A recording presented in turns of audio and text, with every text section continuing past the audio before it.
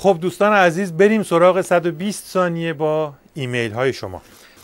ممنونم از جواد از آلمان، علی نژادی، محمد، ابراهیم، دوست گرامی ساناز و همینطور حمیدرضا از رشت به خاطر مطالب و تصاویر طنزی که برام فرستادن. دوست گرامی مهری دانشجوی ریاضیات از تهران نوشتن که بالاخره موفق شدم فرمول ساخت جملات خمینی دجال رو به دست بیارم. در این فرمول به جای x هر کلمه دلخواهی رو میتونید بگذارید. x باید x باشه. xی که x نباشه x نیست. نوشتن که البته ساختارهای دیگه‌ای هم داره ولی این بین اونها منطقی ترینشون بود. ABC خیلی ممنون از نکاتی که برامون فرستادی، حتما به شکل مناسب ازشون استفاده میکنیم.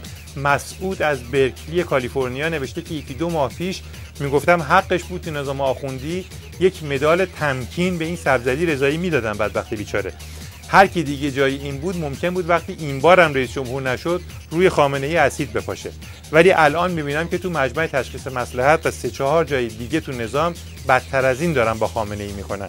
تقریبا دست و پاش رو گرفتن که جام زهر رو بهش بخورونن. فرید عزیز علاوه بر شعرهای بسیار خوبی که ازشون در ترانه‌های طنز بعدی پیکشادی استفاده خواهیم کرد، نوشته که برای استعمالاتچیایی که با اومدن روحانی فریاد مدراسیون سر میدادن و آب از لب و لوچه‌شون روون شده بود، کابینه روحانی و به خصوص جنایتکاری مثل پور محمدی نقش آنتی هیستامین رو بازی میکنه.